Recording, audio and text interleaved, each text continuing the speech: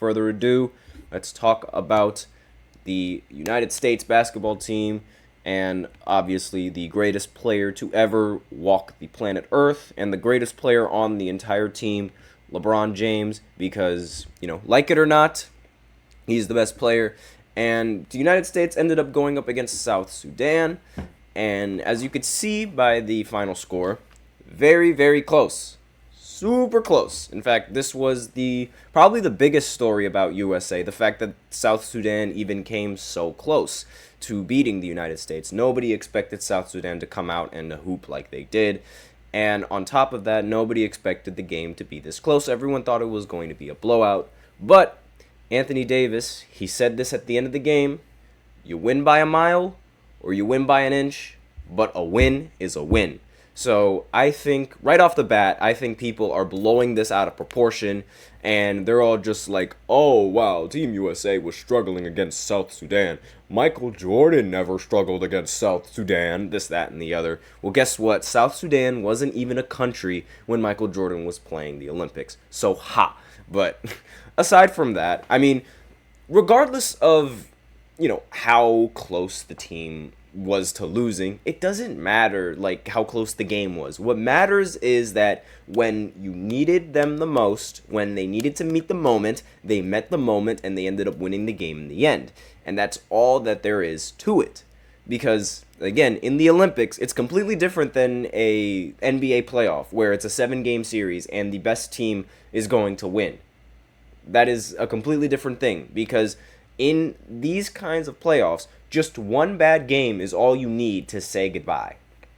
And like when the group phase is done, right, and the qualifying rounds are done, and they're in the the actual playoff of the Olympics, these games are going to be decided by one game, and it's going to be up to these players to perform. So as long as they're meeting the moment when they desperately need it, then I don't really see a problem. I don't see a problem with them playing this way. Now, player of the game. Obviously, it is the glorious king himself, the GOAT, the greatest basketball player to ever walk the earth, LeBron James. Now, as alluded to before, there was actually debate about who was going to take the final shot. Also, I'm just going to bring this down just a little bit. There we go, just so you guys can see the actual logo. All right. Now, there was actually debate on who was supposed to be taking the final shot, right? On Team USA, team full of the best basketball players in the NBA, who takes the final shot? Well, LeBron answered that question in the previous matchup. He was the one that ended up winning the game for the United States in the end.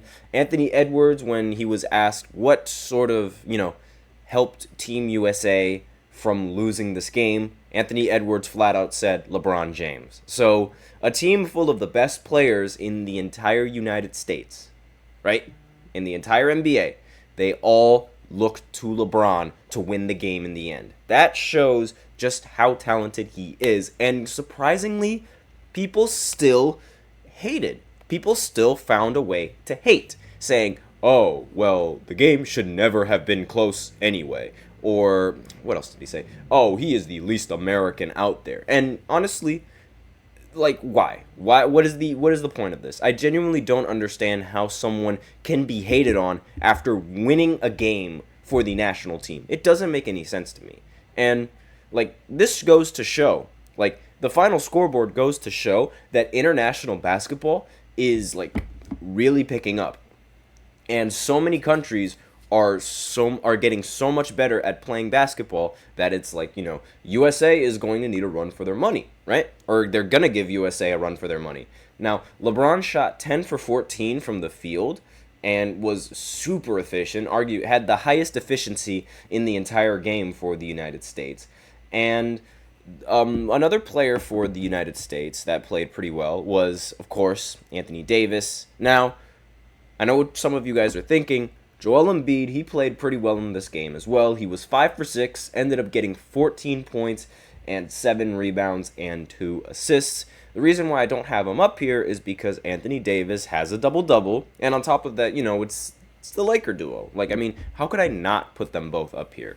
So, obviously, Anthony Davis, while he wasn't that efficient shooting the ball from the field, he was still valuable for the team, getting rebounds as well as playing defense along, inside the paint. He ended the game with 2 blocks as well and was arguably a better defender in this game than Joel. But aside from that, this team really, really struggled. And it's not because, they were playing bad or anything, but the other team, South Sudan, they were playing really well. Like, they were hooping. Like, Mariel Shayok, one of the players for South Sudan, ended up getting 24 points, 3 rebounds, and 2 assists. And Carlick Jones for South Sudan ended up getting a triple-double. A triple-double in a FIBA basketball game is incredibly impressive, especially when it's against the United States. Ended with 16 points, 11 rebounds, and 11 assists. That is fantastic, great performance, and it should also be noted that JT Thor ended up hitting a huge what would have been a game-winning shot had LeBron not converted on that layup to finally win the game for Team USA. So, these players on South Sudan, they represented their country the best they possibly could, and this only, brings the awareness to South Sudan. This brings awareness to South Sudan on a global scale, because now there's going to be people that are going to try to give some of these players opportunities to compete in high leverage games, competitive leagues, whatever you want to call it. Like Wenyan Gabriel for South Sudan, and a former player for the Lakers, he ended up saying, "We don't have any indoor basketball courts in our country. We don't have anything like that. We're a bunch of refugees that came together for a few weeks out of the year. This is much bigger than basketball for us." So this, it brings the awareness around, South Sudan, as well as possibly inspires a bunch of more athletes from South Sudan to actually compete in basketball and in all sorts of, showdowns, however you want to call it. But obviously, this was another performance, another GOAT performance that cemented LeBron's legacy. Just perfect performance, great, GOAT. It was recently announced that he is going to be the first ever men's basketball player to bear the flag in the United States, when they're for the United States, when they're walking, in Paris. Because, a lot of the team, well, not really the team, but Team USA and all the countries, whenever they're getting presented in the Olympics, they have this flag bearer. LeBron is now the first basketball player to bear a flag. And I don't see Jordan bearing no flag in the Olympics. Yeah, that's going to be a stat. Flags, being a flag bearer, LeBron, Jordan, 0. I can see it now. But the first half of this game, South Sudan, they had us in the first half, not going to lie. So while the final score was 101-100, the halftime score, Team USA, they only ended up scoring 44 points in the first half. And they were 1 for 12 from 3. So they also had 9 turnovers, which was one of the key things and one of the biggest reasons why I think this team really struggled in the game and why the game was so close. But in the second half, they ended up clawing their way, 57 points, 6 for 16 from the 3, and ended up getting 3 turnovers. And my football coach from high school, he used to always say, it's not how you start, it's how you finish. And the United States, they started out really bad, had us in the first half, not going to lie, had everyone in the first half, but they ended up pulling through with what they needed to do, and really, it's I'm just waiting for Carlick Jones to get a contract from the NBA. That's really what I'm waiting for. The guy ended up getting a triple-double against the United States. That's nothing short of impressive, and it should be highly praised.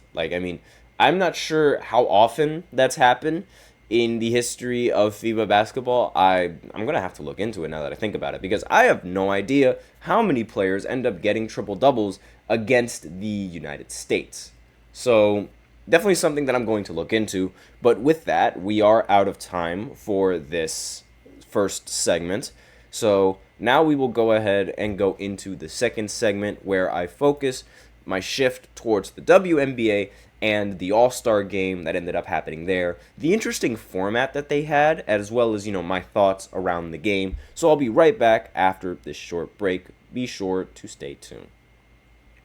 I feel like I'm losing my mind.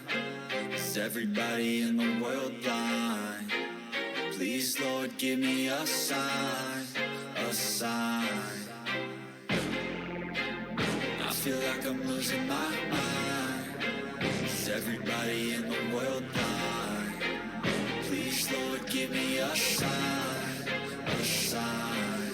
I wanna be the greatest. Everybody on the fake shit. I look around and feel like everybody is the fakest. I make this every day and I'm impatient, hoping one day I blow up from the basement. Statement, the top is so vacant. I don't hear shit that I think is amazing. Waiting for my day when I'm playing sold out shows for 1,000 faces. Hey, give me that crown. Get in my way and to be put down. It ain't your place, all this my town. If I want that shit, then I'll get it right now. I'm losing it, the noose it fits. I'm losing shit, a stupid myth. You choose to live or choose to dip. You choose to fight or lose your grip and lose a gift. Oh. I feel like I'm losing my mind. Is everybody in the world blind? Please, Lord, give me a sign, a sign. I feel like I'm losing my mind. Is everybody in the